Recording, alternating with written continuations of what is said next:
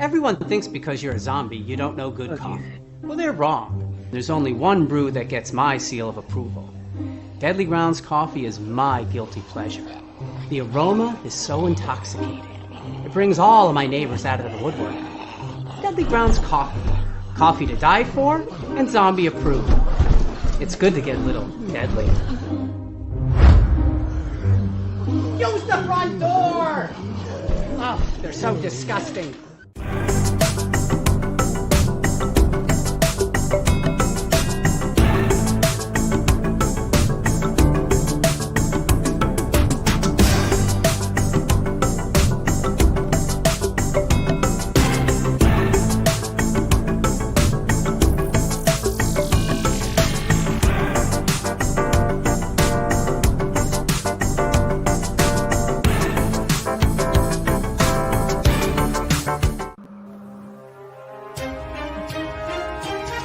The Dorkening and all affiliated shows are not intended for anyone under the age of 18. The following may contain discussions or scenes that have adult situations, graphic violence, nudity, strong sexual content, and graphic language. This show is intended for mature audiences only. Viewer discretion is advised.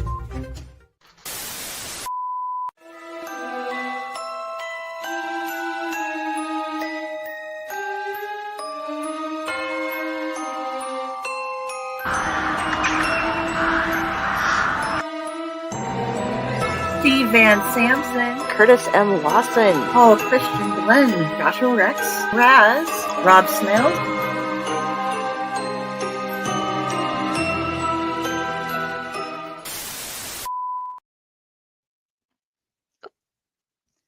Hello, everybody. Happy Sunday. Welcome to another episode of The Clutch of Personalities. I've got Friday here with me tonight, and Ratatosker, this one hit him kind of hard. He had to deal with reading and comic books at the same time and got a bit emotional, so he's going for the gin tonight. I'm sticking to my wine. Couldn't quite get to the bourbon, saving that up for Tuesday. But we have a wonderful guest tonight. This is Mark Pracht, and he is an actor and a playwright and a sometimes musician. So he knows how to tell stories in a lot of different ways. So we're very excited about this. So hi, Jenny. How's everything going for you tonight? Miss Friday? Oh, I'm good. I was waving at Pyle. He had said hi. Hi, Pyle. And I am great. I am so happy to finally get to meet Mark Pratt. He is an awesome playwright, and he has so many amazing things that he's picked up over the years that I'm like, oh, I never thought about it that way. Now I have to go look and find out more about that. So thank you, sir. Thank you. Happy to be here. Welcome, Mark. How you doing? I'm doing great. I was killing a little time before we got up here, so I watched the John Candy documentary, and so I wiped away my tears and came and logged into the show. Oh, speaking of tears, like this is why he's drinking, is because the end of Mark of Cain was just so like, oh, and like I was like, okay, I gotta be okay. I gotta be okay for the podcast. And so it's very powerful stuff, sir. Thanks. Thanks for having me. That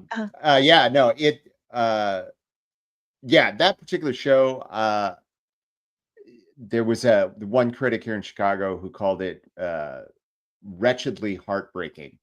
And it's the tale of Bill Finger, the unsung co-creator of Batman for some 70 years, hidden by our favorite comic book artist Bob Kane. So, which is where you get the title. Yeah, that was and clever title, by the way. I like that. But because I mean, yeah, he kind of threw him under the bus. Kane did that a bit as well. Yeah, I mean, it was funny. I was having a conversation with guys. There's one of the wonderful things that's happened with working on these plays is that I've kind of gotten in touch with several other playwrights who do work in a similar vein, doing plays about, comic book creators. And there's a gentleman by the name of Lenny Schwartz who is in Rhode Island, and he had done a play about Bill Finger called The Rise of the Bat. So, and we were both talking about it one day, and it was like, yeah, it's hard not to throw Bob Kane under the bus, because Bob Kane, when you kind of take a step back, he becomes kind of a buffoonish kind of character. Yeah, I think it's amazing that he was able to keep this all secret for so long, and yet there's something false about him. I don't know. Famously, sorry, I can yabber, so stop me if I'm going too long, but there's a famous Stan Lee used to have like a comic book creator TV show that he was trying to push, and he had Bob Kane on there, and when you watch it, it's almost like Stan's trying to troll him, because he asks him to like draw Spider-Man and he can't do it. He draws just like an oval and puts two eyes and then makes like a tic-tac-toe square on it. And then Stan picks up a piece of paper and a pen and draws like this really good Popeye. Yeah, that I mean, he was really I get, the way you showed everything with like going back into his home and stuff, and oh, you're it, kid, you've got it, and the way they built him up and versus Bill Finger, like I think if he'd had a spine, he might have gotten further, but he was just so happy to have something, it seemed like, to have any sort of credit at all, that even if it wasn't like on the book, but hey, look, I'm out there. People don't know it's me, but yeah, I think that, Bill had the thing that I always felt about Bill when I was doing my reading and research is that it seemed like he was just really excited to create, and didn't think much past it. I mean, the things that I read about that he was part of the science fiction club that would meet in the library basement every week, and he did have this kind of really awful home life with a father who had lost his job and was fairly angry about everything, and Bob had this home life that was all about how wonderful Bob was. yeah. The sort of secret origin of that play is that I know most people haven't seen it, but it opens with this panel at San Diego Comic-Con in 2006. And that was a real panel that I was at. I changed around some of the people involved, but it was really like, at that point, I didn't really know a lot about Bill Finger. And I went to this panel, and it was very funny how within like 10 minutes it had changed from it was the Golden Age Batman panel, and then suddenly it was the Bob Kane was kind of an asshole panel, and there was it was I can't remember who it was specifically, but he talked about going to Bob's house and his mother made them steaks, and that his mother put a steak on Bob's plate that was like twice as thick as everyone else's. And that sort of was like, well, there you go. That's the whole life. So anyway. Yeah, oh no, you're here to jabber. That's why we have you on. It's that is our intention, is to have you tell us all your stories. Yeah, you had that in the thing, and having Steranko out there being all was super fun. I like the different outside narrators that you had come into each play and kind of be the, okay, I've got the behind the scenes. For you guys who I didn't actually put this up yet, these are the 3 different plays that we're going to be talking about tonight. They're the Four Colors plays, and each of them covers a different piece of history in the comic book world. and they're all wonderful. Each of them, we have some little clips that I will show you as well. I got to see the whole play, but you don't get to. Let's go buy it. You do that. Yeah, that's right. You go read it. You can read it. Hopefully we'll get some more productions. I've had a few people reach out, but nothing concrete yet. So You should produce them. That's right. You out there. You should get it going. There will be people. They will come. They will, because they're good. yeah, this is what I've always said to theater folks about this, is that to this day, I mean, in the third one, we produced them over 3 years. So the first one was in 2022, second one was in 2023, third one was in 2024. And to this day, the artistic director of the theater company that put them on, by the name of Brian Pastor here in Chicago at City Lit Theater Company, he has subscribers and patrons come up and ask if they're going to do another one of the comic book plays. And and there are these people who are like, I didn't know anything about comic books. I didn't care about comic books. I didn't like comic books, but those plays were just really affecting, and really, I loved those people. So, and that was the best thing I could ever hear.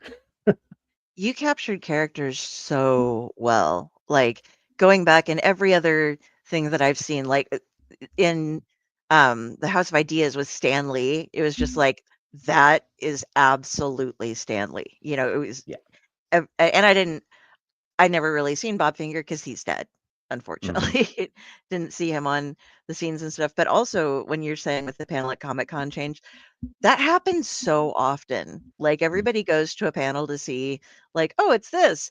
Actually, no, we're going to talk about something completely different, because we're all here together. We've all known each other for 30 years, or maybe not that long. But for some of them, like, those are the ones where they're just like, do you know how many times I've answered that question? Let's talk about Right. something interesting. Right. Well, yeah. Or Jerry Robinson is in the midst of trying to get, full credit for co-creating the Joker, and you can just see him up there kind of seething about it. And not that, like, and I don't mean that in any sort of negative way. He deserved it. And that's when we talk about the legacy of Bob Kane, the mark of Kane. That's sort of it, is that he had this way of standing on the shoulders of other people, and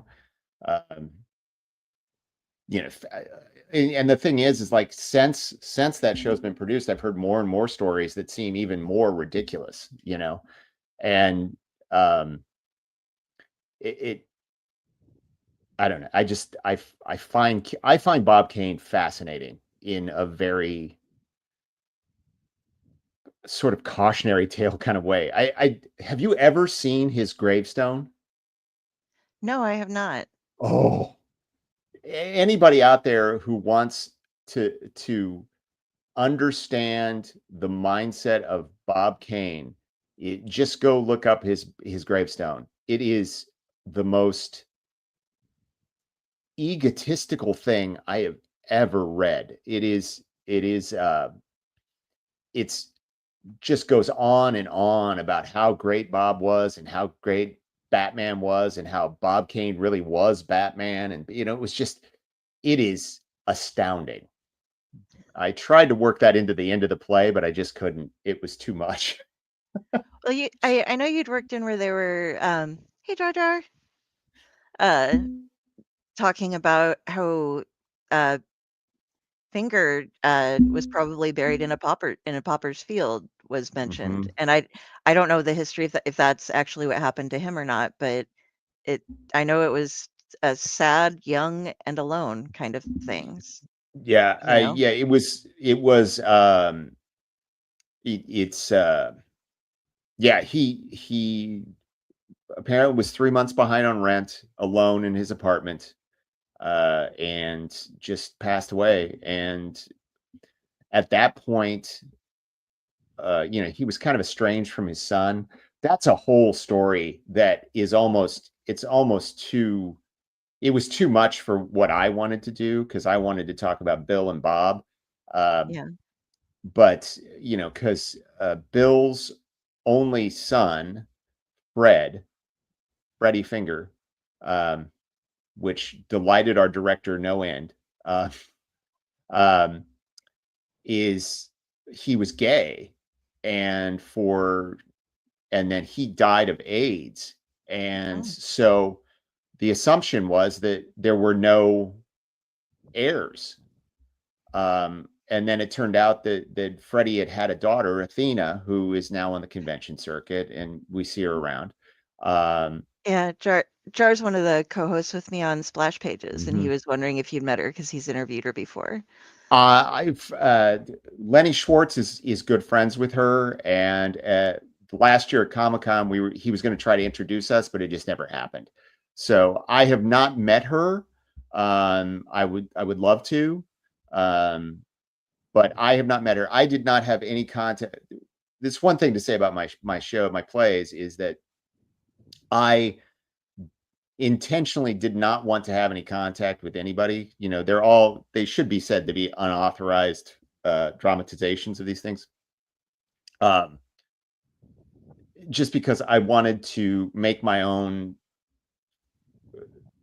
decisions about what I thought about what happened, Okay. So yeah, I have not met her. I would love to. Well, maybe Jar can help you out. Mm.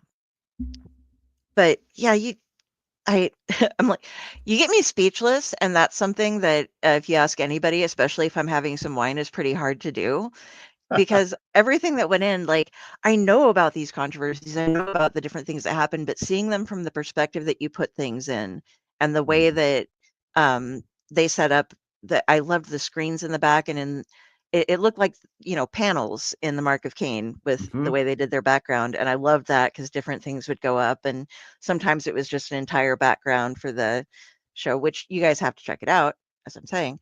But they were also from the heart, but they also, like anybody we've talked to from back in the day, or if you read any of the books from back in the day, the culture, it was all very New York, very, you know, Brooklyn set, and yeah, sitting around, being in the bullpens, and then drinking and smoking, and Mhm. that was just like something that was life. And some of the big, like, yeah, like Stanley's kind of swaggery kind of thing, and other people having to go home. And the difference when you were showing in the convention, when I believe it was Shell, was just like, it was just a job. Mhm. It was just a fucking job. And there are Yeah. people who, he wasn't nearly as passionate about it as Bill was, obviously. Right. Bill was like, this is a story, and he's sitting there, oh, you guys you cry. You will cry.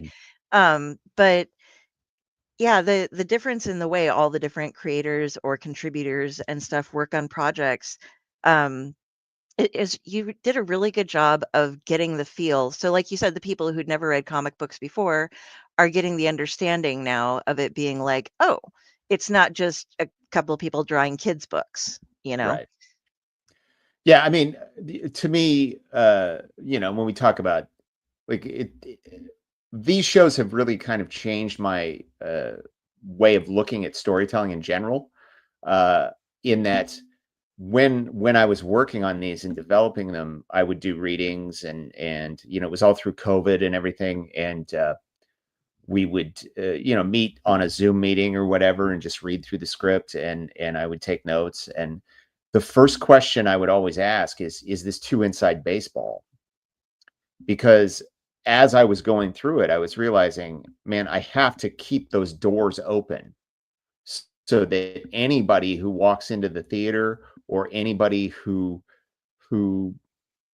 encounters these stories, is not going to feel like you're not, I don't want to say, you're not welcome here or whatever. I wanted them to be welcomed in, but at the same time, I didn't want to talk down to them, which is why, like, I introduce a lot of names of real people, but I also Mhm. explain what they do, right? So that in, say, House of Ideas, when Jack Kirby, Roz Kirby is asking why can John Buscema sell his pages and Jack can't? Nobody knows, like 90% of the audience doesn't know who John Buscema is, but they'll go like, oh, that's another artist. I understand that, So, Yeah.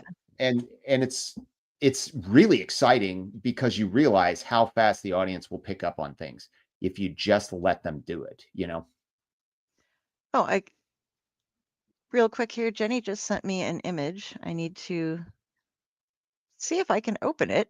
I closed all my other stuff down, but it was a picture of it's a picture of the graveyard or the gravestone. Bob's gravestone. Yeah, Oh boy. I'll just see if I can I'll have to look it up here. Because I can't load it from where there, but it is. I mean, for anybody, like it's just this. It's like an open book with a bat signal, and it's just this hunk of text that is so egregiously self-congratulatory. It's astounding. Oh, it looks like she's coming back on, so I might have to download it from mine. But yeah, I apologize. Oh, no problem. I'm just gonna here, I can save it here and then upload it. All right, name of the folder it wants to load things into: A Long Time Ago. No, I love how computers work. Matt Krogmeyer says, tickled to be able to listen and watch Mark talk about his work. That's another UNK graduate. Oh, really? Yes. Did I know them? I didn't get to graduate, sadly. He was in the broadcasting department. I was in the broadcasting department for about a week. So okay. He's a TV director in Kansas City now. So well, hey, we're always looking for sponsors. I mean, we don't need to go that big, but Okay, so here is the. Oh, let me pull this one up real quick. I think I have a slightly clearer one. Oh man, this thing is amazing. I mean, I should have had it. It's probably not so amazing that but yeah, it is. That is one of the most stuck up gravestones I've ever seen. Yeah, it is. It is. Yeah. God bestowed a dream upon Bob Kane. Blessed with divine inspiration and a rich imagination, Bob created a legacy known as Batman. Introduced in May 1939, comic book Batman grew from a tiny acorn into an American icon, a hand of God creation. Batman and his world personify. They have a terrible font. The eternal struggle of good versus evil, with God's laws prevailing in the end. Bob Kane, Bruce Wayne, Batman, they are one and the same. Bob infused his dual identity character with his own attributes: goodness, kindness, compassion, sensitivity, generosity, intelligence, integrity, courage, purity of spirit, a love of all mankind. Batman is known as the Dark Knight, but through his deeds, he walks in the light of a higher power, as does his creator, Bob Kane, beloved husband, father, grandfather, in loving memory. Jesus Christ. That's an ego. Like, yeah, I hate to sit here and just tell stories, but there is another. I heard this one great story where I went there in 93. So but apparently after Bob died, his widow came into the DC offices to talk to Paul Levitz, and she was like, well, I understand that there's this award called the Eisner Award for comic book makers, and I think maybe we should have a Bob Kane Award. And apparently Paul Levitz had to be the one to sit there and go, Mrs. Kane, no one really liked your husband very much.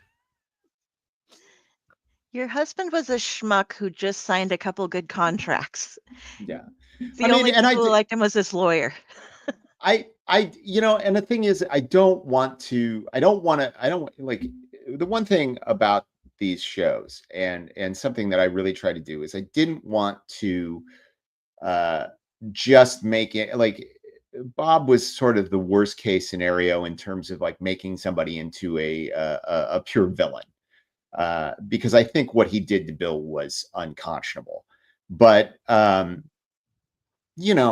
he was a smart man, and he was able, like, one of the things you have to give Bob Kane is that he walked into National Comics, DC now, and made this deal, and somehow got his name on that comic, got at least a little piece of it in perpetuity. I mean, and like, Siegel and Schuster didn't get that.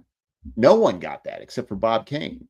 And what is dismaying is that you have somebody who is actually kind of the poster child for creator rights, at least at that period, who did so on the back of dozens of other artists who, because, there's some people who say that Bob never drew anything, that like not even Detective Comics 27 is actually drawn by Bob Kane.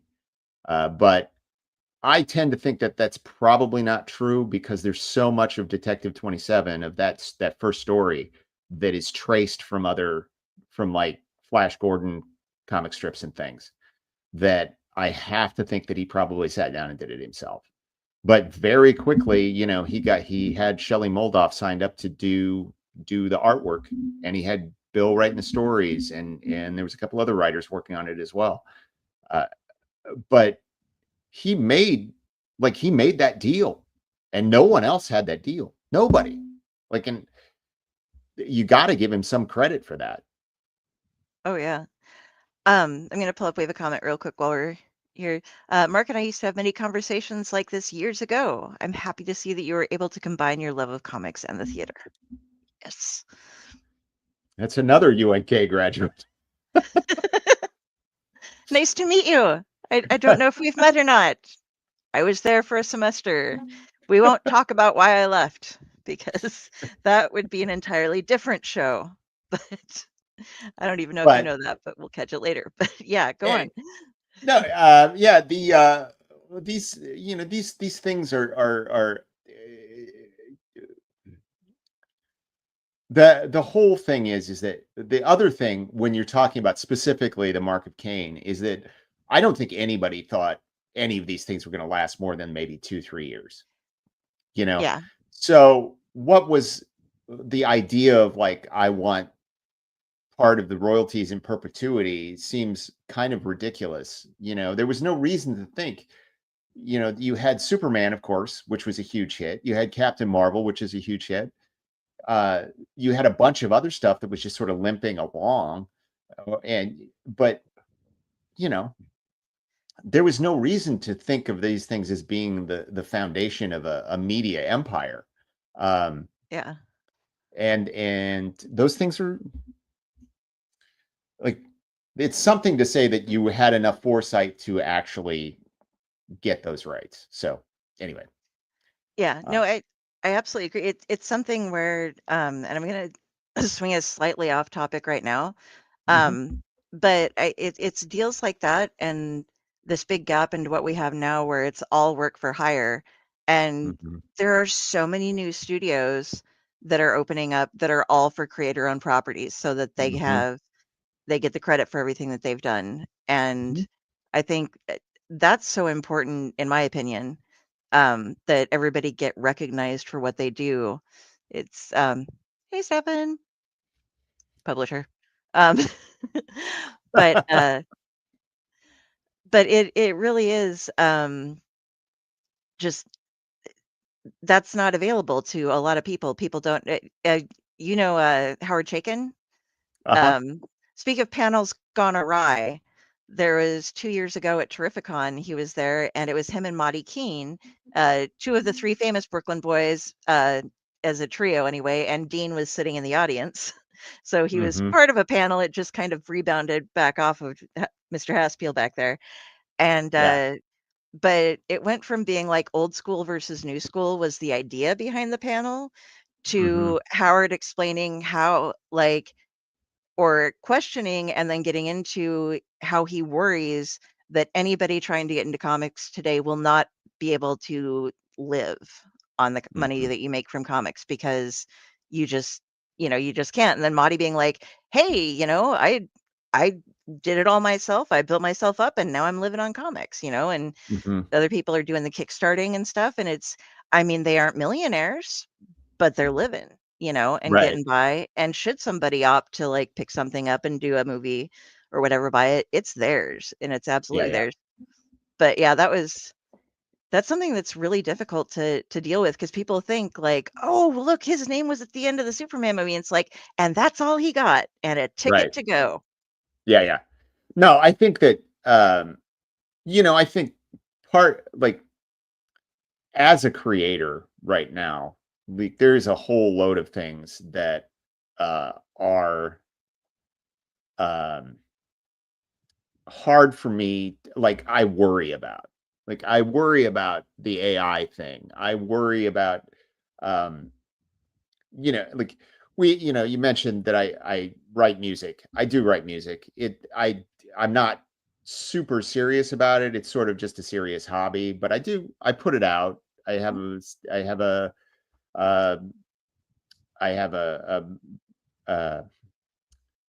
web page for it. I have, I sell art, I sell the music and stuff, but recorded music, I'm not going out and playing live. I'm not touring. And, I've watched bands from the 90s that I remember going to see, what's her name from L7? Anyway, but she was playing at the Double Door here in Chicago, and they were begging for gas money from the stage, Wow. And that's just because, music as a recorded commodity is just not valuable anymore, It's you're stuck in the streaming market that pays jack and shit, Yeah. You keep it on, Seven. You get an OnlyFans page and you can turn that into something. That's what let's you do with that.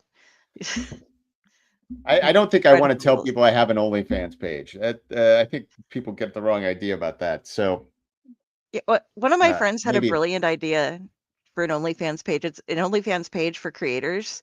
And all you if you pay, he'll be laying in bed and he'll just reach out and give you a fake hug and be like, you're okay. It's going to be okay. You're a good person. You're good at what you do. You're just having a bad day.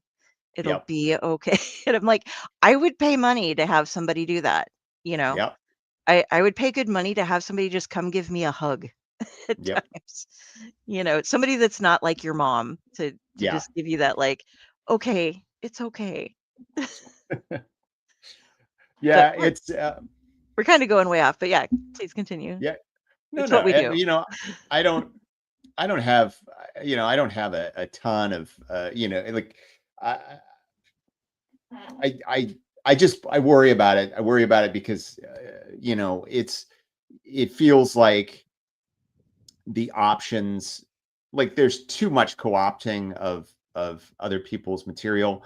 I get really nervous when I go to a comic book fan message board and I see all this AI stuff being, generated and shared and stuff. And I always think it's not helping anybody, but yeah, what are you going to do? But yeah, no, I think, the Kickstarter model, 100%. I believe that truly. The Kickstarter model, I've been thinking about trying to do some stuff with that. I've been thinking about trying to do some. I did have, for a very brief time, a friend of mine and I were trying to start a comic book uh, that I might try to revive now. But also Kickstarter, thinking about doing Kickstarter for maybe trying to mount. There's some options about trying to remount the shows in other areas. But that comes down to, cashola, and we'll see. It's just thoughts. Well, having Um, an already finished product, though, when you're going in is always the best way to start a Kickstarter, because yeah.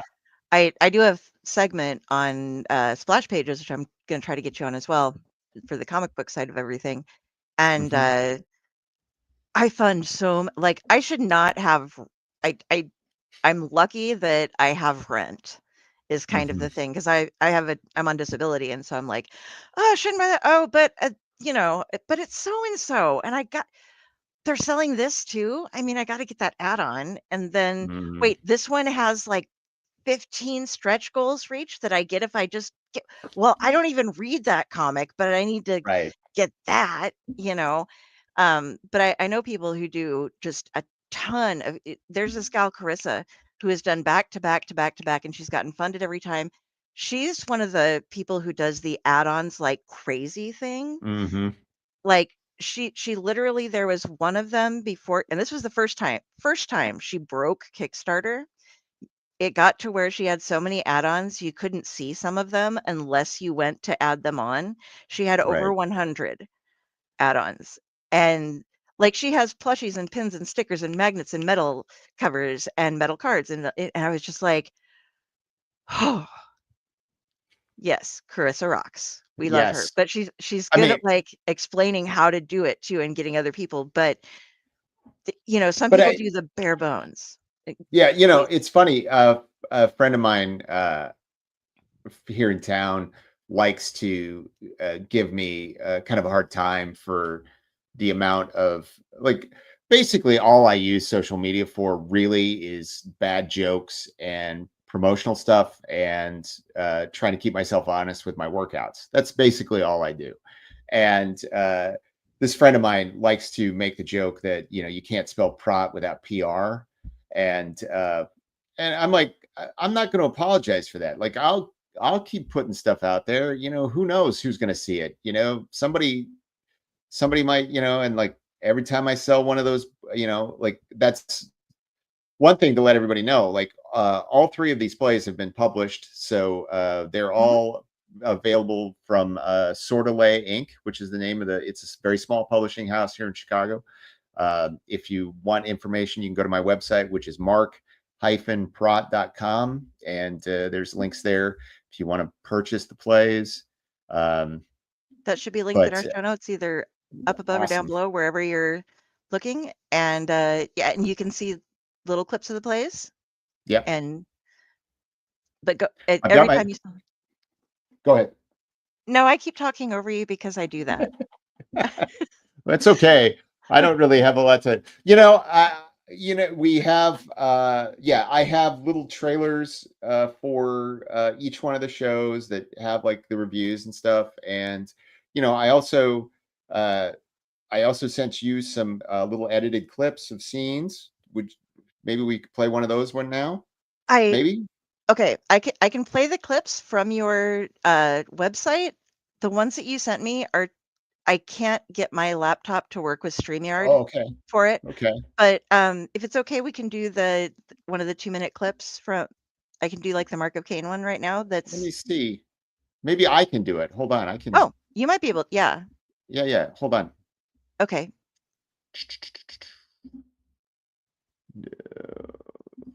Let me see. And Uh, Stefan plans on adapting some anthologies for graphic. Nice.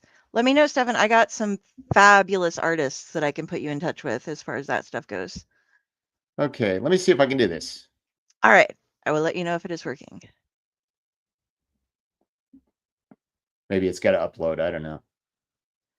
Let me drop mine out and add this to the stage. Oh, there it is. Okay. Biggest thing I ever got my hooks in. Vince Sullivan over at National wants another Superman. The costume fad? Fad schmad. This is National. This is where the money is. Superman helped put them on top and they want to stay there. And I got the guy.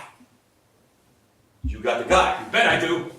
As soon as Sullivan said Superman, my brain started turning. What do kids love about Superman? Huh? Come on! Well, that's a pretty broad field. At a guess, I think it's the idea that this milquetoast guy secretly has all this power. Sure. It lets kids who feel helpless, bullied, think maybe they're a hero in waiting. Come on, Bill. Okay. Why don't you just show me what you want me to say to you? He flies! Flying, okay. Is that your whole revelation? Sure, what else is there? Well, he's also bulletproof. He's super strong. Kids love the flying! You know, he actually doesn't fly. Are you trying to be a wise guy? He jumps. What? Leap tall buildings in a single bound. It looks like he's flying. Okay, so your guy flies. Exactly. Is that the entirety of your concept? What do you mean? Well, he flies is a pretty generic power set. Well, of course there's more than that. He flies around. And he stops crime. You've really thought this out. As I told you, as soon as I heard Superman, I immediately thought about this flying gimmick. Have you ever seen Leonardo's design for a flying machine? Of course. Remember that your bird should have no other model than that of a bat. Right. A Batman.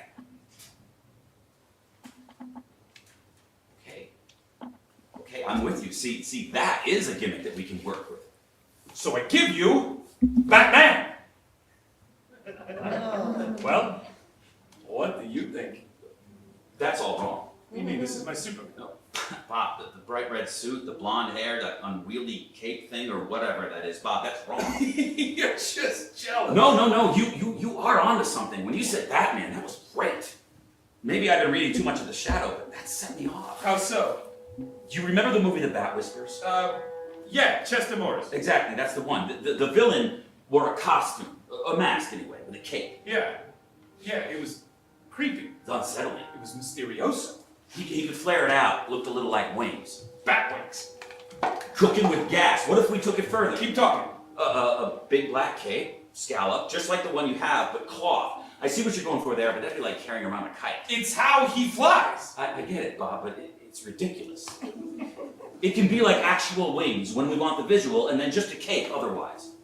The red has to go. But Superman. Bob, you and I could make a total Superman clone easy, and Sullivan would be happy as a clam. The thing is, it'd go 2 or 3 issues and disappear. We need our own solid gimmick. The red suit has to go. Superman is Superman. We need a guy who's singular. The same realm, but totally different. Set it apart. Right. Superman is big and bright, launching himself through the air. Batman, no. The Batman. Ooh, I like that. Yeah, kind of sounds like a creature of the night, maybe a little bit scary. Yeah, I'm with you. Like Dracula. Kids love vampires. Would a vampire be caught dead in a red suit? I say gray and blue. Now this mask. What's wrong with the mask? Well, we want some mystery, right? Right. What's mysterious about a blonde guy in a domino mask? It's Batman. Well, when he's flying, his hair can be fluttering. Bob, can we table the flying? Bats fly! He's Batman! So make him look like a bat! Ooh. Full cowl. Ears. No eyes, just white slits. Is he even human? Who knows? Hey, there you go. That was great. Wow. I just love that so much. I'm gonna have to like send letters to the company that did it because I want to like give my version of applause, to all of the actors and actresses who put it together for you because it incredible writing. But you had some great people that were Right. representing your plays that were putting them on. That was Josh Zagorin as Bob Kane, who some of your viewers might be familiar with him as Chad the Bird. He's fairly popular as an internet personality. And then Todd Wojcik was playing Bill Finger. Todd and I have been in a couple of shows together, so he graciously agreed to play Mr. Finger. Well, So- Todd made me cry. So So yay for that. That's the, you know, I don't want to give away the ending just in case people will be able to see it someday. But I was very proud of the end. Well, I mean, Todd made me cry through you, obviously. Oh yeah. Well, yeah, but no, I mean, it was that it was just, well, heck, I'll just talk about it. Like, it was one of the very, very last things that I wrote for the show, and it was something that came very, very late. We were almost ready to start production when I realized that I did not have a death scene. And the death scene in basically is just a journey through his love of comic books and pulp fiction and all of these things that made up Batman. And I am very proud of that. And Todd was amazing. So Yeah, I don't want to give away things either, but the good use was made of the panel screens that were behind. And the history of things, and it was just so effective in the way that it was delivered and the way it was just portrayed as going on behind him, and just beautiful. Yeah. Jenny lost her internet, so she's hopping on to chat with us here. Best of anything she has seen on comics. Well, thank you very much. I you know, like the projections, it's something I arrived at pretty early on when I was working on the script, because I thought, you know, comics are a visual medium, so I needed to convey that in some way. And what was really exciting over the, 2 years, 3 years we were working on these shows and putting them up, is that as the shows progressed, Mark of Cain has, I was really loved those projections, but I began to realize like how much more we could do. And as the shows progressed, we did more and more with the projections to facilitate the storytelling. And I think that, like, once you get to House of Ideas and Stan and Jack, we really were going all out. So I was really proud of it. And in fact, our projection designer for House of Ideas, who was the projection designer for the entire series, also was the set designer for the entire series and the lighting designer for the entire series. He actually was nominated for a Jeff Award, which is our local theater, the Chicago Theater Awards, for his projection design. It was awesome. I also got a lot of kicks out of that. Like, and we're this. The company keeps changing names every month, and just things keep switching around. And yeah, it was. Each of them had their own thing. The way that in the I'm not gonna be able to speak, in Innocence of Seduction, when you're bringing in, and that one is about the 1950s comic scare and the juvenile delinquency scare and the this is DC it the Comics. CCCA, or how the comic book the Comics Code Authority, the CCA. Code, CCA. Okay. I always want to call it the CDC, and I'm like, that is not right. But going through, but something that I learned very well from that is that Bill Gaines is very weird. I'm just like watching this play, and they're just like, Bill, he's weird. Yeah, oh no, he is. He's really weird. And then it starts going, and those EC guys, all of it really weird. They're just very weird.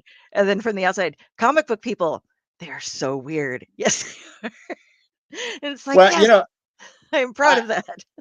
One of the things that in a very real sense, the Innocence of Seduction and that story is what really inspired all of this, because many years ago I had read a book called The 10-Cent Plague by David Hodju, which is it's a nonfiction account of this period, and it's an excellent book. Everybody should read it. I mined so much research out of it, and it will also introduce me to two of the important characters in Innocence of Seduction, which is Matt Baker, who has become sort of well known in recent years. He was a 1950s sort of good girl artist, I guess, who was Black and reportedly gay. I say reportedly because he passed away in like 1958, so he never was able to say one way or another, but there's reports from several people concurrently who knew him who said he was. And Janice Valu, who was a comic book artist who worked on oh god, the name escapes me now. It was a female detective strip. It was in Old King Cole comics. God, what was the name of the character? It's escaping me. I apologize. But if Drew is here, he would know. It goes in and out. That's my, like, if I know the person and I've talked directly to them about a book, I remember it. Otherwise, I'm like, that one. You know what? We need John here. Is what we need. John Sanders just be like typing in the comments, like, oh, you're talking about this person. They did this, you know. But one of the more exciting things that happened was during the run of that show,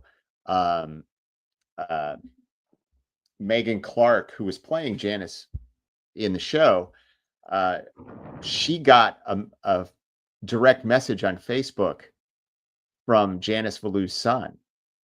Oh, wow. And said, "You're playing my mother." And she spoke with him a couple of times. I don't think it went any further than that. But my whole kind of idea on that show was that you had this terrible thing happening, and you have Bill Gaines, who has the wherewithal to actually try to stand up to what's going on and try to make a difference, and is really not the best person to do so. Yeah. And then you have Matt and Janice, who are people who have no power to affect what's happening, who they suffer the worst results of it. You know, Matt ends up dead. Janice, you know, Matt had a heart attack. I don't want to say he was killed by anybody or anything like that, but he did end up like drawing bowling instruction pamphlets and things like that. And Janice was so terrified by what was going on that she actually left the business. Yeah, she didn't really have any familial support or any support outside. That was a really tough time in comics, and you did portray that really well, because people, if you don't mind if I say just a couple of things, they were calling not just any, obviously he was gay and was called a pervert, but but they were calling anybody who worked in comics. They were just like they were a perversion, because comic books quit being just like the Sunday funnies for kids. They had horror stuff out there. They had people drawing boobs and stuff, and it was just like, you're destroying our youth. Everything is horrible, and you're just, you know, it was like satanic panic earlier in, you know, 100%, is what it was. yeah. And, no, I and think people were just attacked. Yes. Yeah. Well, I mean, there were book burnings. There were, you know, we relate that in the play that, you know, the industry was scared as hell, and it's very complicated. I was actually talking to Jeff Trexler from the Comic Book Legal Defense Fund. He actually came and saw the show and did a talk back afterwards. So that was very exciting to have him there. But we were talking about it, and just that the idea that people became so terrified of the idea that comics were evolving. I always sort of wonder if this all hadn't happened, if EC had continued to evolve, because EC had the horror comics and the crime comics, but they also had these great war books, and it was just more adult storytelling, Mm-hmm. And if that hadn't been quashed, because when the Comics Code Authority was started, and the Comics Code was there, boobs. Thanks, Stefan. Stefan, yes, boobs. But when the code was essentially set up to put EC out of business, Yeah. when you go look at it line by line, it is designed to make it impossible for Bill Gaines to continue publishing books the way he had been publishing books. Down to you couldn't have the word terror in the title of a comic book. So Crypt of Terror, gone, so. And they seem to be evolving rules too. Like as soon as he did something else, they're like, oh, actually you can't do that either. It wasn't written down until this minute, but now it is, so you can't. Well, and when you extrapolate further, it after all of this kind of died down, and this isn't in the show, but this is like after it died down, the code continued to try to operate in this kind of draconian manner, and the industry kind of started to be like, I think we need to loosen this up. So the code was revised in I think it was 59, and then again in 74, and then again in the 80s, and then of course now it's sort of defunct. But you could always tell. The 74 change is the one that I've always been really fascinated by, because it was when they said, okay, you can have vampires, werewolves, and the Frankenstein monsters of a literary bent. And immediately that's when Marvel started doing Werewolf by Night and the Dracula book and the Frankenstein Walks, or whatever the hell that name of that book was. And I think that's fascinating. But I have another clip from Innocence if you would like to watch that one. Yes, please. Okay. All right. Hold on. Let me get it. Yeah, you guys see some of this, and it's the plays are just so, and you can buy them, like he was saying. I happen to own them. I haven't read through all of them because I wanted to watch them first, and then go through and do a read and watch. Well, when I have more time. So I thank you for purchasing the books. you are more than welcome, sir. They were naming my comic section Terror Nights. Well, you can do that now, Stefan. You couldn't do that back in the day. They would have said no, and then they would have made fun of you somehow, and maybe tied you up in a closet for a while. All right. Yeah, I think it's uploading. There it is. Okay. So it gets up here. There we go. I received letters and inquiries from all over the country with a similar refrain. We who care about such things feel so helpless. Who thinks these comic books are good? And the answer is, of course, simple. The comic book industry.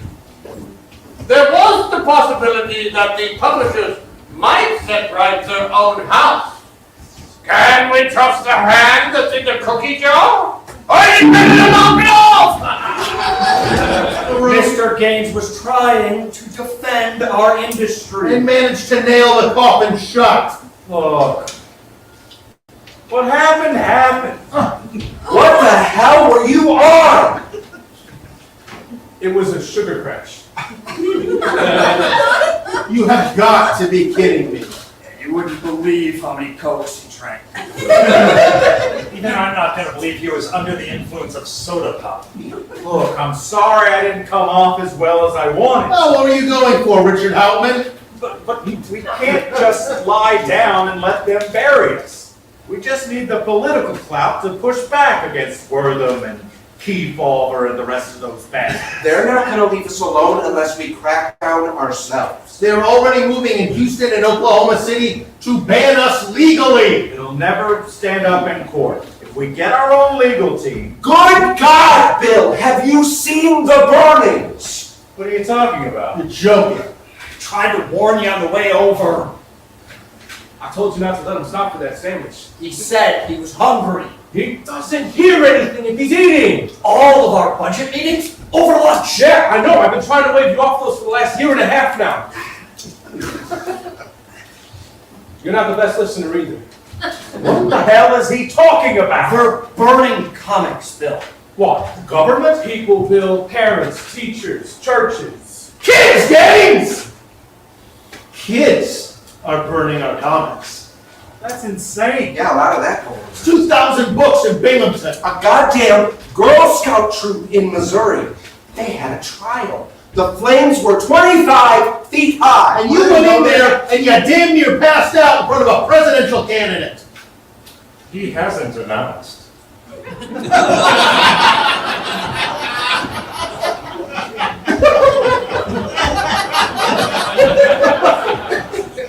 Likely presidential candidate? All of this just shows that we need to stand together. What we need to do is rein it in. What does that mean? We need to get things under control. What do you mean under control? I think, look, I'll let Judge Murphy explain. Who? Mr. Gaines, my name is Judge Charles Murphy. Mr. Goldwater, St. John, Arnold, and myself, as well as most of the rest of the major publishers, have been discussing how to rectify the fallout from this recent public outcry, as well as, it goes without saying, your testimony. Wait, so you've been talking behind my I'm back? speaking. The best option is for the industry, you gentlemen, to regulate yourselves, rather than some outside force motivated by public overreaction. And all of you aren't motivated by public overreaction? They haven't even suggested legislation. Gentlemen, I can guarantee the senators are considering this. The way that bastard Kefauver wants to be president, I wouldn't put it past him. The judge and I have a plan. A regulatory organization for the industry. I suggest the Comics Code Authority. And who is the authority? We hired Judge Murphy. He is going to administrate.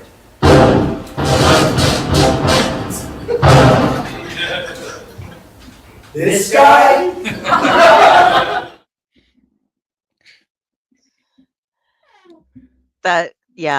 That was great. Couple comments real quick. Matt still needs to buy book 2. What are you waiting for, Matt? Come on, Matt, give us a picture. Jeez.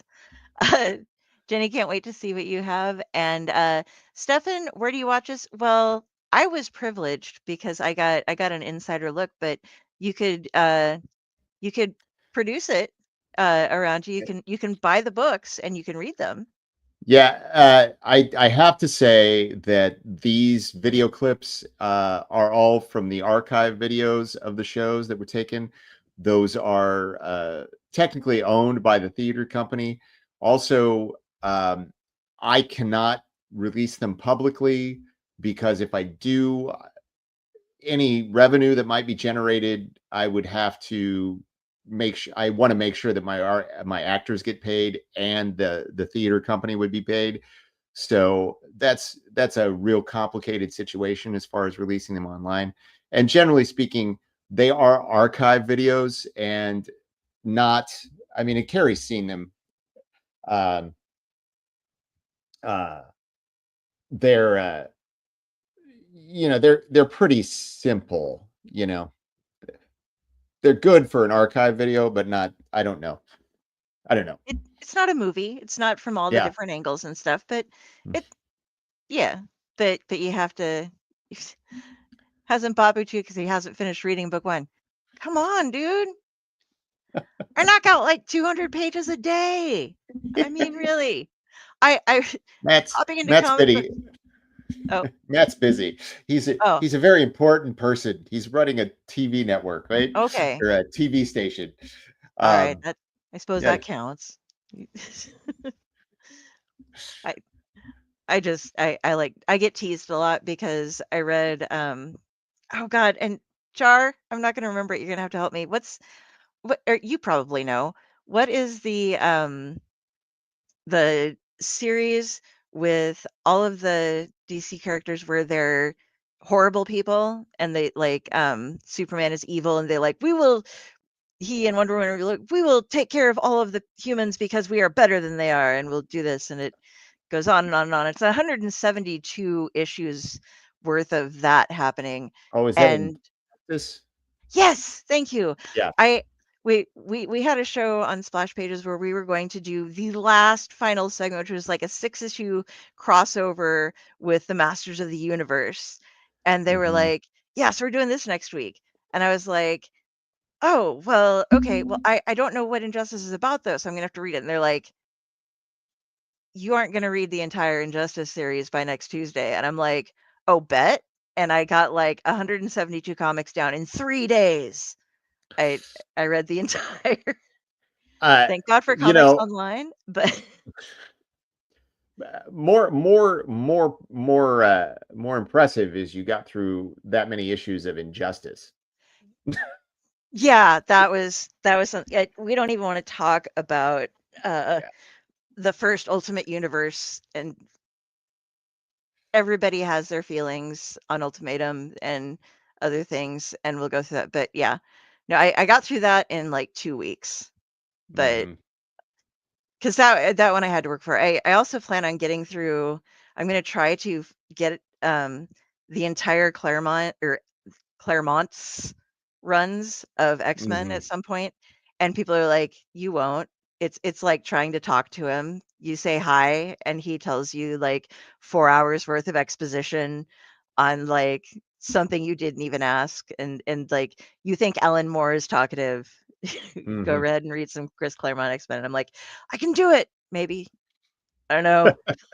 You're scaring me now. Well, see, I'm helping you prepare for this because I'll just start battling. I did want to say in that last clip, Dr. Frederick Wortham was played by Frank Nall, who is a venerable Chicago actor. Almost all of Wortham's dialogue in that show is directly from The Seduction of the Innocent or one of his other interviews or papers. So every crazy thing he says in that play is pretty much from there. My dear friend, one of my best friends in the world, Sean Harkleroad, played Bill Gaines. Zach Cundy played Lyle Stewart. He was on the looking at the screen. He was on the left-hand side of Bill. Charlie Diaz played the great Al Feldstein, the great headlight artist. Speaking of boobs, he was on the left side. Also, it was Paul Chakrin was one of the other two publishers, and Robin Trevino they were the two guys on the other side. I'm not going to go through all the character names. And Chuck Monroe played Judge Charles F. Murphy, the head of the Comics Code Authority, who actually was one of my favorite characters to write. Judge. That when he first did that, it gave me a flash to this probably isn't what you were looking for at all, but it made me think of Young Frankenstein when it was Frau Blur, and like I got the judge. It's just like the jar there. Yeah, Innocence of Seduction is sort of my screwball comedy kind of, even though it's probably in a lot of ways the most serious of the three. I really wanted to have that sort of, EC Comics always had that sort of goofiness to it. Part of the show is that Bill is haunted by the ghost of his father, who was killed in a bizarre boating accident, which is 100% true. Obviously, the costume that we had, our costume designer designed this incredible like zombie suit, and he actually had a boat propeller sticking out of his chest. It was my favorite thing, and I actually directed that show as well as writing that one. So it was so fun. Everybody's a weirdo. It keeps getting, and I'm like, but they were. I mean, like I'm a comic book fan, and nobody else in my family really reads comics. A lot of my friends don't. but like that's why I've made my new family because and we're all a bunch of fucking weirdos. Like the things that we worry about and think about, like we have normal things too, like paying Sure. rent and stuff. But like the second something goes like he who shall not be named that cannot draw feet has started his new comic book line where you have to like pay extra money to get anything released by him now. Shit. And Yeah. it's like, well, I mean, like, I'm not gonna be the guy who's like, oh, you're this total, like go off on like he has his moments. He did his things. He did some good things. He did some not so good things. So let him be. I have a friend who is permanently banned from every single form of social media that he is on. As soon as he creates it, he finds him and I have two friends now who are permanently banned from all of his social media, and it's crazy. Yeah. I'm like, do you really hate him that much? And I'm like, I mean, like, I just like the man, but I just let it be. I let him exist over I there. But I don't really have any problem with him.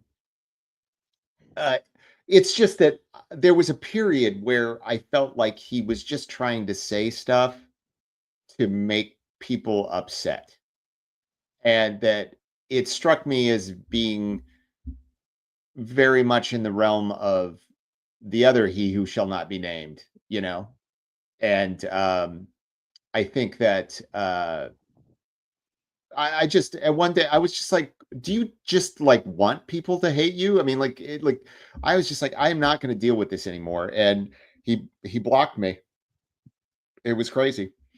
So yeah, I don't, it's like I said, like all of my social media is basically just about promotion or jokes or nerdy crap that I find that I think is funny.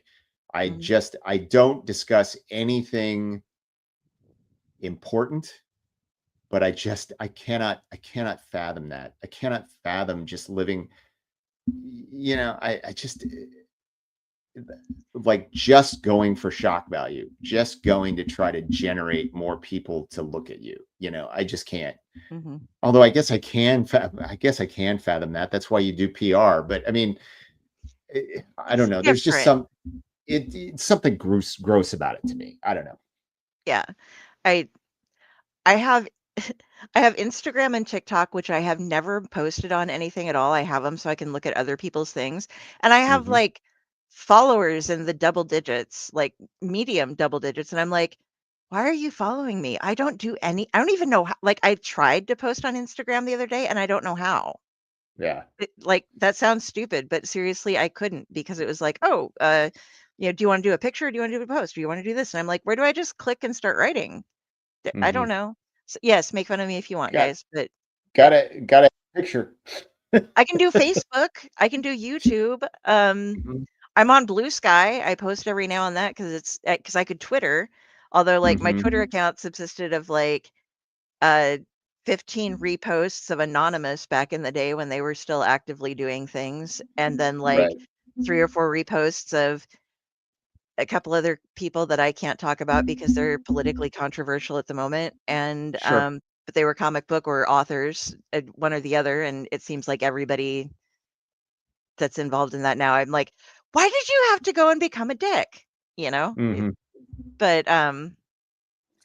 books, films, comics, and music are more important than politics. Yes, and that's what we do. I post all of my links. I post up stuff for people's books. I unfortunately lost an 11-year-long Facebook account, and they didn't tell me why. And I never posted anything about politics or violence, well, unless it was like with a book. But but they told me I was suspended. They never told me why. I spent a year trying to get it back, never got it back. So I had to build back up again. And this time, somehow I'm a company instead of an entity or a person. And I pretty much everybody that's on my feed now, like I have my friends, my family, a couple of friends, but most of my friends are industry people now. So it's like 90% industry. So like it's okay that I post up just mostly publicity things for different shows and different people's Kickstarters and stuff like that. But like I'm sad that I missed all the other stuff, but at the same time, it's just like it is so exhausting to try to do Well, anything on social media. it's not really healthy to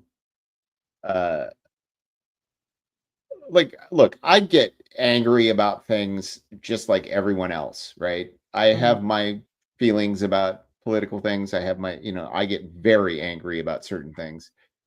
But the thing is like I often I see no I hate talking about this stuff. I see no reason to, for the most part, everyone that I'm talking to on some sort of social media pretty much agrees with me. So what's the point? You know, I don't like yelling into an echo chamber.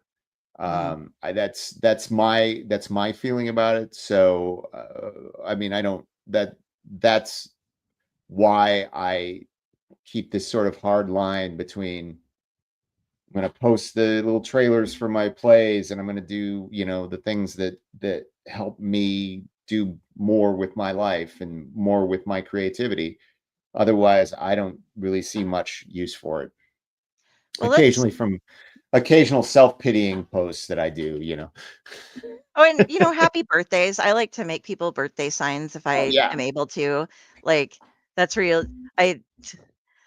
Because my birthday's on Halloween, and so I like to. Happy upcoming birthday. Oh, thank you. And I'm a huge horror fan, obviously. So like I make like Cthulhu horror, Hellraiser horror, different kinds of horror posts for a lot of people. And some people, if I know them specifically, I'll do like my one aunt is a big Hallmark fan, and so I'll try to make something super goofy, like, oh, the Hallmark birthday special, or but I don't have time for everybody. So if it's not somebody that doesn't actually know me, if it's just like random author here that I am friends of a friends of a friends of, they get Right. a have a wonderful birthday or something. But those are like the extent of my social media usage. But as we're talking about social media, and you said it was for PR, let's flip the PR, roll around, and hop onto Stan Lee, Okay. and we'll go to the third one. Well, is it the Awesome. third, or is it the House of Ideas is Yeah, the yes. third final one, right? Or Yeah, well, it's the third one. It's I'm not prepared to say anything specifically, but it is likely there's going to be another comic book play. So that's why I'm now calling them the Four-Color plays instead of the Four-Color Trilogy. But that's at least probably 2 years off. Okay. But yes. Hey, so yeah, so let's hop into Stan Lee and Jack Kirby, and thought I hated how only because I get older. That's why. We aren't talking about this. My mom's like, "Oh, we're gonna go do like we're having to have big celebrations this year," and I'm like, "I'm gonna sit at home and watch The Exorcist 3, 2 different versions of it, like I've been doing. That's all I do. I'm just like Brad Dourif. I love you, and that's it. Like I don't know. That's the one man. If I could like have to come over and give me a hug on my birthday, it would be him. I mean, I don't know. I get those blue eyes. They just pop, you know. And his acting is great. And actually, real quick before we go into this, just because I happened to mention Brad Dourif and I didn't mean to, you and he have something in common. You both played the same character in One Flew Over the Cuckoo's Nest because he was Randy Quedlinburg. Or no, wait, he was Billy Bibbit. He was Billy I'm wrong. Bibbit. You were both in One Flew Over the Cuckoo's Nest. Yes. He got into the movie because he was doing it on Broadway, and Yes. like that's what got him his first nomination, his first position as a major actor. Sorry. Yep. But I saw that when you were like McMurphy, I was just like, oh my God, I wish I had seen that show. I've been on stage with this man. He's ornery, but he's a really good actor. So Yeah, I wish I could have seen that. It was it was one of the 2 or 3 highest points in my life as an actor. Yeah, it was, although it was funny because I would be going to my day job and there'd be all these people like, oh, really? You playing Jack Nicholson? Yeah. No, I'm not playing Jack Nicholson, but yeah, it was that character. So it was an amazing experience. I still have friends from that show, and I am very, very happy about it. So when it came to lifting up the sink? Did you try? Damn it! Did you at least try? I didn't have to do that. That's the chief. So Well, there's he's. the scene where he tries and he can't. He's just. Oh yeah, I do. I Yeah, I do. tried. They had a. They yeah. Yes. You're reminding me. It's been like 15 years, Gary. It's Brad Dourif. I know every line of everything that Yeah. he's ever been in, sadly, in some cases. But and Matt says that you were practically the star of Chicago Fire, as he recalls. Yeah, I was on one episode of Chicago Fire called What Happened to oh God, it was season what happened to Courtney? What happened to Courtney? And I had snapped my niece's neck and shoved her body down a chimney. And then I got to have a big old fight with Officer Severide. So we destroyed a house. It was an experience. I was sort of told, I was sort of like, it was sort of left like, I have no idea. I have no idea why I killed the kid. I have no idea that at that time they were also doing Chicago Justice. And there was some talk that they might bring my character back on Chicago Justice for the trial.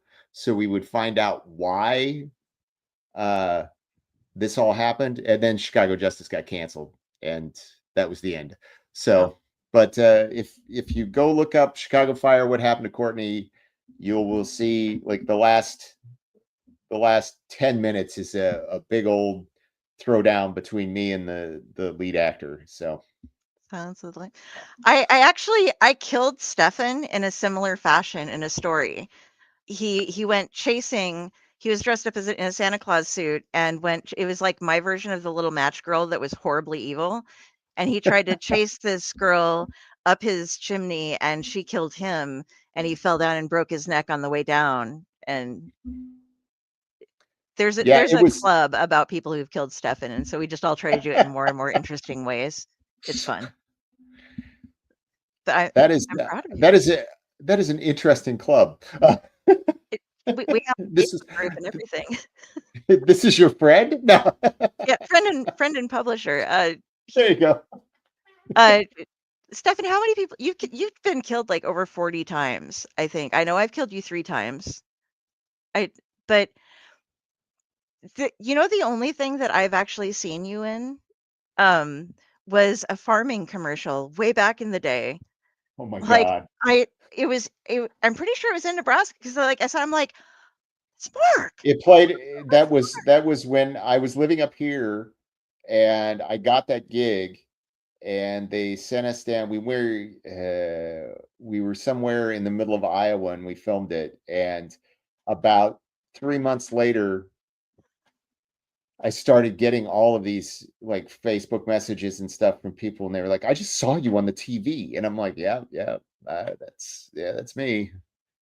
Channel Seedsman. That's. Is that what it was? I'm like, he's a farmer, and you have the farmer build, so I come from a long line of farmers. Is how I know this. So, it worked out really well. I've been working on that, but it was about 2019. I did a show called Requiem for a Heavyweight, and I actually got into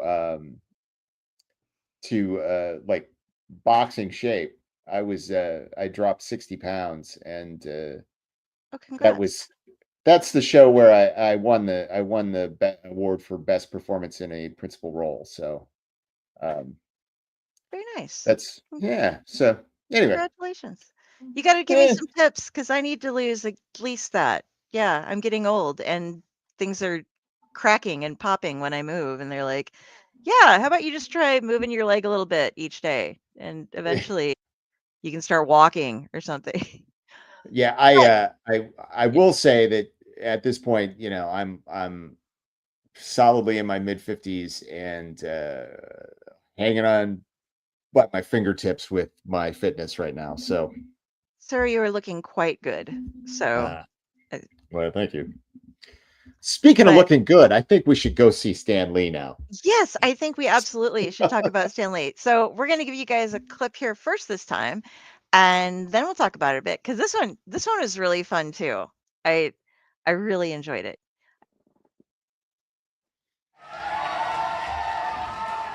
Here we are, the very first in-person gathering of the Merry Marvel Marchers, the assembled army of Marvel. Welcome all. And if you like this sensational soiree, we'll keep having it. As long as you keep buying tickets, that is. And let me tell you, friends, I hope you picked up my latest opus, Origins of Marvel Comics. The real, uncensored truth on how your old pal Stan created Marvel Comics.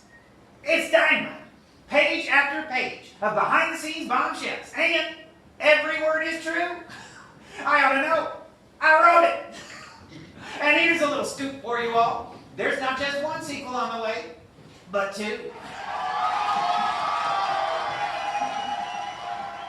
But you know, true believers, I have to admit, as much as I love to take credit, slap my name on everything, I couldn't have done it without one tremendously talented man. And all you fans here, you lucky dogs, are in store for a real treat. But this news is too big to hold off another minute. Jolly Jack Kirby is back! The king is back!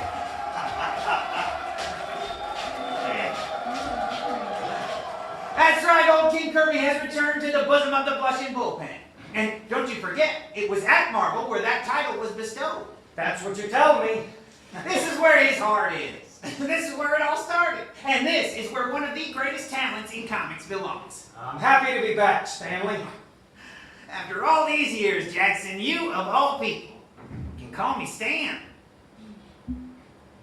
Well, I know you're all just dying to know what the king will be working on. There will be a new series about the gods that walk among us. I call it The Eternals. But better than that, he'll be the driving force behind the one and only Captain America, returning to the character he created back in 1941. Say a few words, Jack.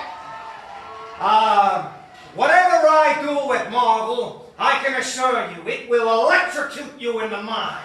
Electrify, Jack! Electrify. Ross, I just love your dress. Where on earth did you get something so unique? Well, this whole thing? Gee, I don't know, Joan. Serious? Serious? Really? Yes, I think so. Well, this is Miss Somi, Neiman Marcus. Just do some shopping while you're here. The boys will have work. I think I'd rather just stay with Jack. The four of us could go see a show, Ross, have dinner, go out. Wouldn't you so enjoy a night on the town? That was just terrific, Jack, terrific. Everyone's so glad to have you back. Seems like the kids are excited. Why wouldn't they be? Stan and Jack together again. Jack, let's go. This is the start of a new era for us. We were a great team. We should do a project. Simon & Schuster has an offer on the table for a Silver Surfer book. Team? You know, it's funny you say that now, but when you write your little books, it sounds like you're a one-man band. Stan, let's not get involved with this. Not get involved. Goodman's houseboy here never gets involved. Otherwise, he might have grown a backbone and given me my artwork back. He might have spoken up when they made me sign away all my characters just to put food on the table.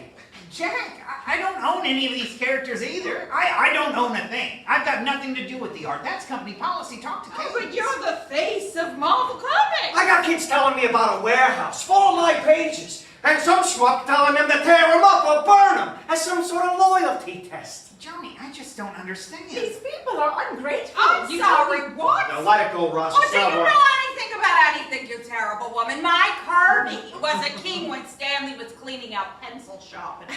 Your ridiculous husband has been riding Jack's coattail since 1941. He's not. King Kirby?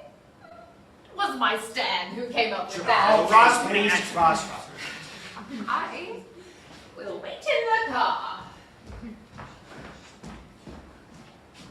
Joni just looks out for me, Roz. Surely you understand that. Jack, I am really happy that you're back with us. You belong at Marvel. I'll do what you want. Stay out of your way. If I can do anything about the art, I will. His ego takes up so much room in that heart of his. I don't know how he has room to breathe.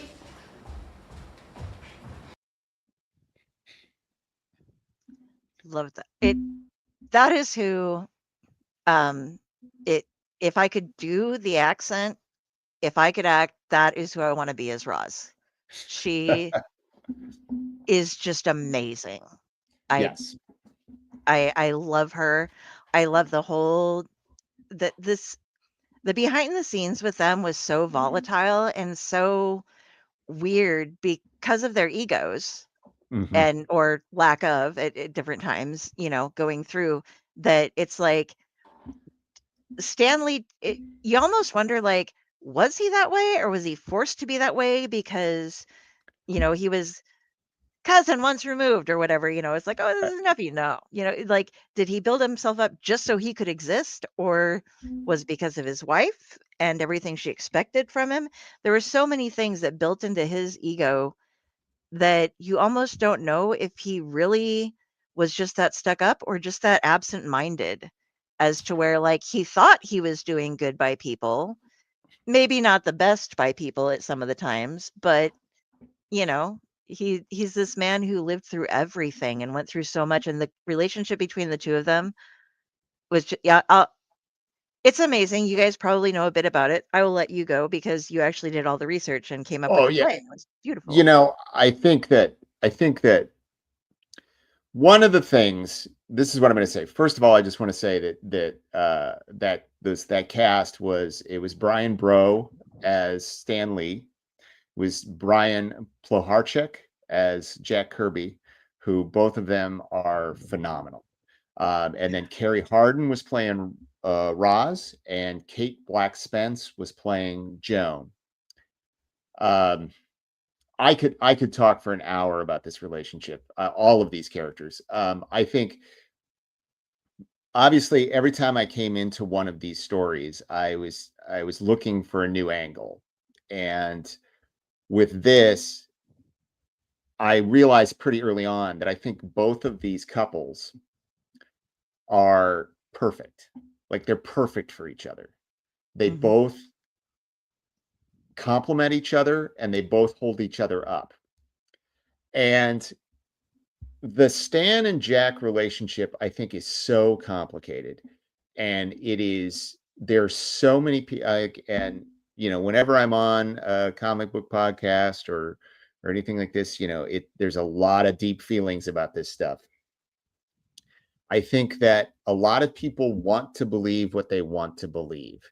And for me, I have always thought no one knows what happened in those story meetings between the two of them. No one knows how they worked together except for them, and they're both gone now.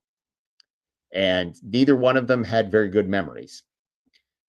I think that Stan was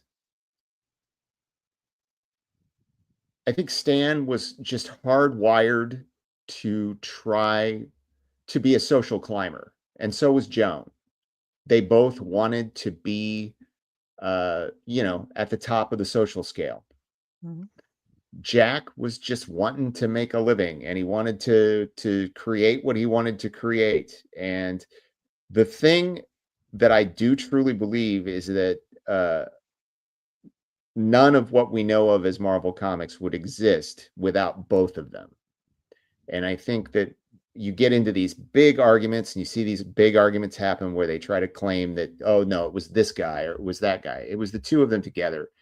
And I try during the course of the whole show to make the case that it was both of them. Like in that scene in particular, I think, Jack, what happened with Jack's artwork was unconscionable, and it was totally inappropriate. I do believe that I do believe that that was just company policy, and you always have to remember that Stan really wasn't running that company until well into the 70s. It was his uncle, cousin, whatever, Martin Goodman, who was running that company and setting the policy.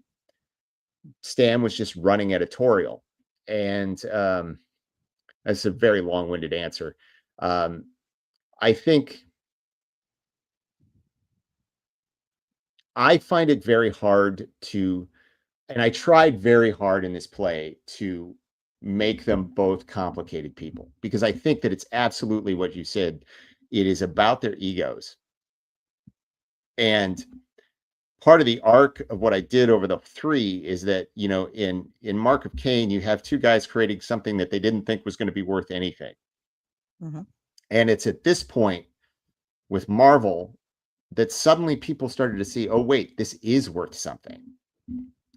And I think that that's when people started to really try to hack out their ownership of stuff, you know? And I don't know. I think the hardest part about writing that play is that, like I said, I tried to be very balanced. Mm-hmm. It is very hard to find anybody who has anything less than a hyographic or a hero-esque version of Jack Kirby. You can find all sorts of stuff about Stan's Feet of Clay, and I'm sure most of it has basis in reality. But I also think that Stan was not intentionally trying to hurt anybody. I think Stan was a company man. I think that he saw all of that material as owned by the company because that's just the way it was. Mm-hmm. And in that scene, I think the specific line that really cements Stan's point of view on all of this is like, I don't own any of this, you know? I think of, you know, Origins of Marvel Comics, that book is the moment of greatest sin by Stan Lee, because, and I don't even think he was thinking about, I think he was thinking about what the company needed. And the company needed to have this mythology about how everything was created. And the way he refers to Jack and Steve Ditko in that book is hard to stomach. And it's not even like, it's the sin of omission. It's not like he's saying something bad about either one of those guys. In fact, he praises both of them, but it's the sin of the omission. So I love both of those men. I love them dearly. But I also see both their faults. And there's a very long-winded answer. I apologize. oh no, that's fine. Okay, my mother is a big fan of the Marvel movies, right? Mm-hmm. Only experience with comic books that she has. I have Mm-hmm. tried repeatedly to get her to read comics, and she, like, even the ones that I'm like, you like the movie? No, I don't want to read a comic book. I actually did get her started on one, and I don't remember the name of it, but it's about cooking. And because she told me, and she had me from a very young age read, like, I read the Chronicles of Narnia when I was 5. I read The Hobbit when I was 8. I read The Exorcist when I was 10, which was probably not a good idea. But, you know, I had all these things, so I was reading all the time. But she doesn't read, she reads cookbooks. So this one book that I got her was about cooking techniques and has recipes and stuff in it. So that's the only comic book I've gotten her to read. But she knows who Stan Lee is because he Mhm. was in every one of those movies, pretty much. Right. And so then when she's asking about, like, okay, so now the DC thing's starting, and she's like, I don't like those heroes as much, you know, because there's no Robert Downey Jr. who's like the hottie, you know, and this guy and in the newer stuff. And she's like, who's this James Gunn guy? I'm like, okay, he is absolutely not at all the same person, but think of him currently as you would Stan Lee when it comes to Marvel. Like, Mhm.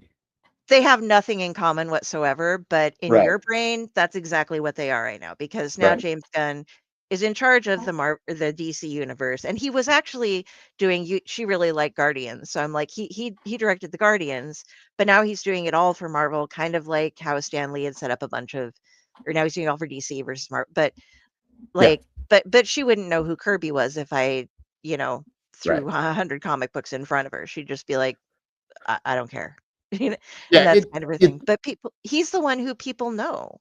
He lived long enough, and even in our splash pages, like a lot of our videos end with Excelsior, and True Believers and stuff. Well, and I think that Stan, 100%. I think Stan's greatest sin, really, is that he outlived everybody.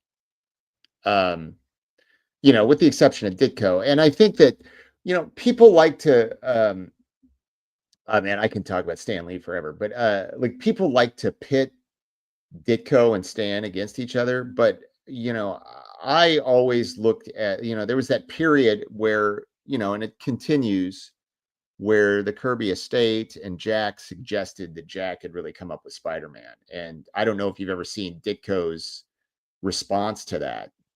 No, I haven't actually. Do you? He writes out, Ditko's sort of like. Matt needs to leave. He wanted to say good night. So focus on your newscasts. Do good. We will be here online forever. You can catch it. Thank you for showing up. Hi, Matt. But Ditko basically, he did this drawing where it was like a drawing of Spider-Man as he drew him, a drawing of Captain America, and then a drawing of what he said was Kirby's version of Spider-Man, which looked a lot like Captain America with a web gun. And in that document, he says, Spider-Man was created by two men, Steve Ditko and Stan Lee. So, I mean, even Ditko, with his very rigid view of the world, when he was asked, said that Stan was the co-creator. I think that it is very unfair to say that Stan did nothing. I think that it is fair to say that a lot of the ideas came from Jack. I think that you can go through those books, and I kind of do it in the show when they're going through and we see the little scenes where they're creating each one of the books. Mm-hmm. You see the ones that come from Stan. You see the ones that, the germ of the idea comes from Stan. You see the ones where, like when I think about Thor, that is a Jack Kirby book, 100%, right? And, I think that, see, I'm going to get myself into trouble because I'm going to start saying things and people are going to be like, oh, Jack. But like there's a lot of people make a lot of noise about the challenges, the unknown, and the similarity to the Fantastic Four. And I think there's absolutely a similarity there. It's absolutely clear that there's a connection between those two ideas.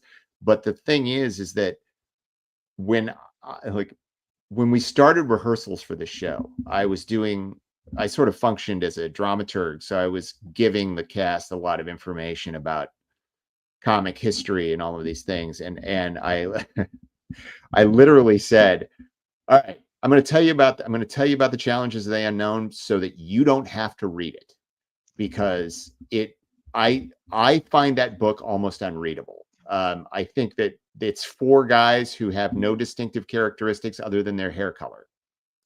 And I think that when I think about that book and I think about how it is very similar to the Fantastic Four, but then the things that are very different and that make the Fantastic Four unique and exciting and universal, that has to have been something that was processed through that Kirby and Lee dynamic to get us where we were. And like, I look back at Jack's stuff prior to the Fantastic Four. I don't see any characters I see characters that are sort of like Ben Grimm, but not specifically in that way. There's like the tough Brooklyn kid from the Lower East, or, the tough kid from the Lower East Side, but there's not the monster, the pure heart within the monster kind of thing. And in the show, when he goes over to DC and he does the Fourth World and those things, you know, there's right now I'm actually I'm on another podcast called the 22 Panels podcast. I'm on two book clubs. We do like pulp fiction inspired comics, and also we're doing a month by month read through of the Jack Kirby Fourth World books. Oh, nice. It's very clear as you read those what Stan brings to the equation. So wow, that was long-winded. I apologize. No. That's why you're here. We're about storytelling. You're telling your story of how you wrote this story. So but I noticed, yeah, and it's something that I don't know. Golden Age is really far past what I started collecting in like the 90s. Danny Ketch Ghost Rider was my first comic. I was Okay. just like all about that. And then I started and that was right when Vertigo was coming out and doing a bunch of stuff. And so I got into like Sandman and everything like that. And I started picking up other comics here and there. I got into the X-Men. I got into all these different things. I was grabbing them and trying stuff out. I was too late to start on Spawn because at that point I was trying to think like a collector. And I'm like, okay, it's issue 13 or so of Spawn by the time I noticed it existed. And that terrible place I was telling you about before and it was like he'd marked them all up like huge. So it was like, well, I can't afford to start on Spawn now. But I could have if I had any other comic book store in the entire world to go to, except for that guy. But yeah, but reading back on or looking back on that and knowing, because I've seen other people, everybody, I know enough comic book people that I know about it, and I have read some of it. But Kirby's insistence that he wanted to write and that he, and people being like, okay, and there is the point. There's the a good artist does tell half the story with how Absolutely. I mean, and in people like Phil Hester's case, for example, writing entirely silent comics, that's being able to do something like that is incredible. And they've gone in and, a lot of people are just like, oh, I just draw what I'm told. And it's like, no, you have to contribute. You have to be transliterative. You are part of the story. But maybe you shouldn't have the words. Perhaps that's not your strong point. And that seemed to be the Kirby thing, was that he could tell a story, but he shouldn't be allowed to fill the word balloons. And it seems like that was kind of, I'm not sure, but that's what I felt from it. Yeah, I think that that is not, I think obviously, okay, the play itself is going to be a simplified version of like it's only 2 hours. So I've got to make things tight. But there is this idea, like we do know that Kirby was filling in dialogue on the Marvel books, but then Stan was going through and making adjustments, right? And I do think I want to be very clear on this. I think the further into their run together they got, the more Jack was doing, because there's a lot of evidence to the point that Stan was like farming out a lot of jobs to other people, because he was also taking on more responsibility with the company as a whole and doing all those things. But I think so if somebody wants to talk about Fantastic Four number 98 or something, I'm not gonna argue too much about it. I'm talking about the very beginning of all of this stuff, and I think that it's very clear that Jack was contributing story ideas. I'm not going to argue that. I think that they were talking this stuff out. I think John Romita Sr. has said that he was riding in the car with them while they were talking out storylines. And I think it's just too complicated to make a hard, fast line. And what I tried to do with the show, and whether I was successful or not, that's up to the audience to decide, was to make it about the point that I try to make in that show, is that these two men both had to be there in order for those books to exist, and that both of them at various times acted out of their own egos and their own desire, their own feeling that they were doing more than the other one. And because I do think it's all about ego. So. Oh, absolutely. And I think also the contrast, it didn't seem like Kirby realized when they went from Jack faking letters to the editor to there actually finally being letters coming in, and it was like they and Jack and Stan was no longer in charge of them, and so he thought that Stan was attacking him versus no, somebody else is in charge of that now. I have nothing to do. I might say Stan's soapbox, but it's not me anymore, and I'm not the one picking these. I'll do my best to fix that for you. But yeah, I think they're just because he wasn't as trustworthy of a person as he thought initially. I think more blame was put on him than necessarily should have been. It was like, here's a misunderstanding, and now you've changed, but I don't know that. So right. Well, and I also think like there's that scene in the show where, and again, I know that a lot of people here haven't seen the show, but there's a scene where a young man comes into the office looking for a young man by the name of Michael Uslan, who, if you're familiar with the Batman movies, you might know that name, comes into the Marvel offices wanting to know where the Baxter building is. And, Stan and Jack come out, and Stan's like, oh, let's give him a page of original Jack Kirby artwork. And, and Jack's like, why you giving away, you're giving away my art. And, and Stan says, yeah, I just used it to make hopefully a lifelong fan. That's our job. And I think that there was an amount of cluelessness in Stan to the idea that working for the company sometimes was unfair to the other people who were around. Yeah. And I think that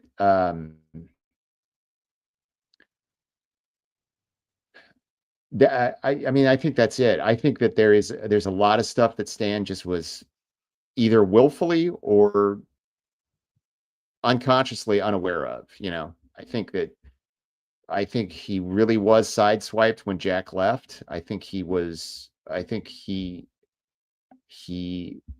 loved working with Jack. I think that all those times where he was like, I really want to work with you again. I think that wasn't just about, I want to, mine you for ideas. I think he literally enjoyed those conversations with Jack and working out the stories together and doing like his crossword puzzles of putting the words in the balloons. And I think that that's all. I mean, it's the most interesting relationship in the history of comics, really, because it created so much in the industry and so much that is revered now and that is worth billions now.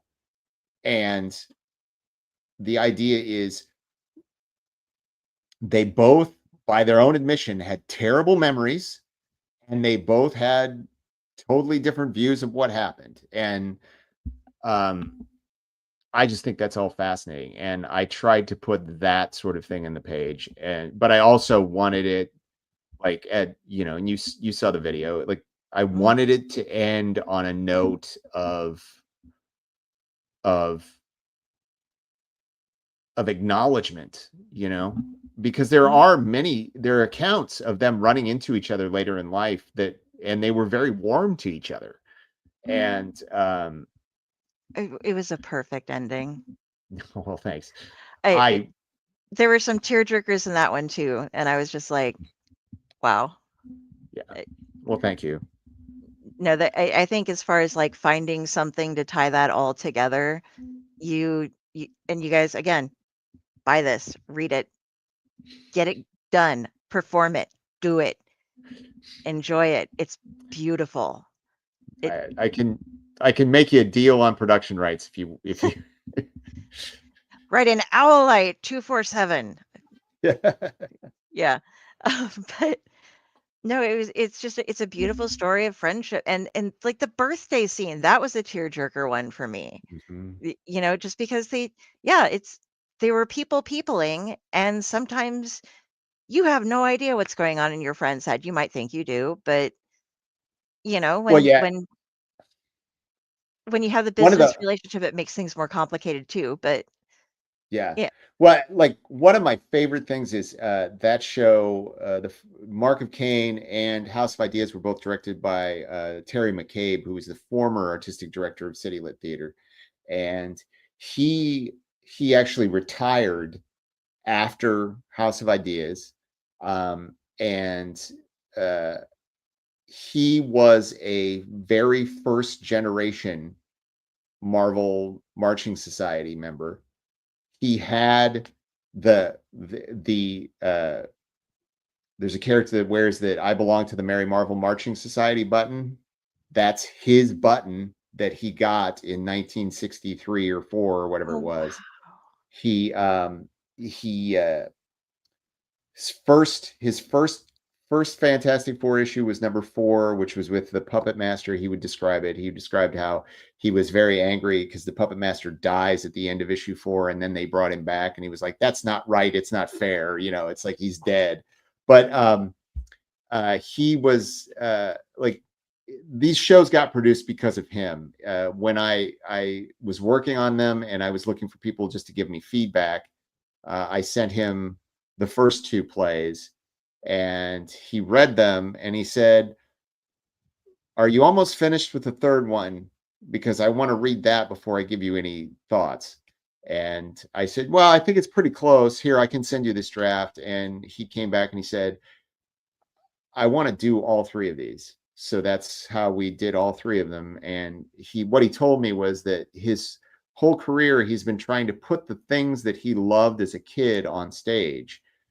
He loved Sherlock Holmes stories, so he did a bunch of Sherlock Holmes adaptations. He liked Westerns, so they did the Virginian. He was obsessed with the Civil War, so they did like a 5-year program of Civil War plays over the 150th anniversary of the Civil War. Anyway, but he was like, I loved comic books when I was a kid, and I never knew how to put that on stage.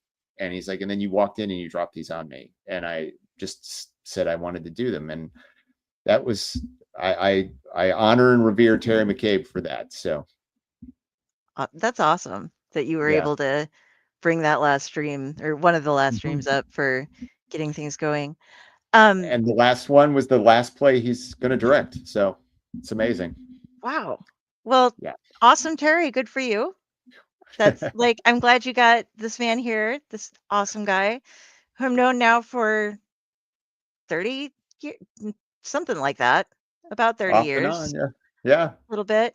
But we're coming up on the 2-hour mark, so gonna let everybody go. But if you can stay with me for a little bit, that would be great. I want to talk to you after the show, if that's okay, if you have time. That's fine. But yes. Okay. But thank you everybody for joining us, and you can go to his website. Show notes should be up above or down below, depending on where you're watching from. Maybe they're to the side. I don't know. I'm not sure about some things, but you can find them, and we'll be having another Clutch sometime soon. Good night, Friday. And Mark, do you have anything coming up that you would like to talk about, or anything you want to promote? Anybody, my next writing and directing project right now is going to be the first show of City Lit's next season. So it'll be the fall of 2026. It's a adaptation of a Western novel. And that will be probably going up late August of next year. So if you live in Chicago, or if you want to travel to Chicago and see a Western on stage, you can see that. But that's what I'm working on right now. I've got, otherwise I'm doing some readings and stuff as an actor. So awesome. But that's what I've got. And go check out his website, find all the stuff. There are links to his podcast on his website and stuff, so you can check that out as well. And for me, look up Carrie Sanders. I totally cheat and use a different name. Kari. If you see a judgmental crow on Facebook, that's me. I am judging you. It'll be, oh, where did I go? Here. This is me judging you. I just stare forever into the void of your soul. It's really fun. Brad Tosker joins me, and I'll be on Splash Pages. And this week we have a double for you. On Tuesday we have the amazing Dean Haspiel, followed by Wednesday Mark Wade, who you might have heard of at some point in time. Yeah, so that's gonna be going on this week, starting on Tuesday. So double trouble for you. And thanks, everybody. We will see you again soon. Night. Thanks, everybody.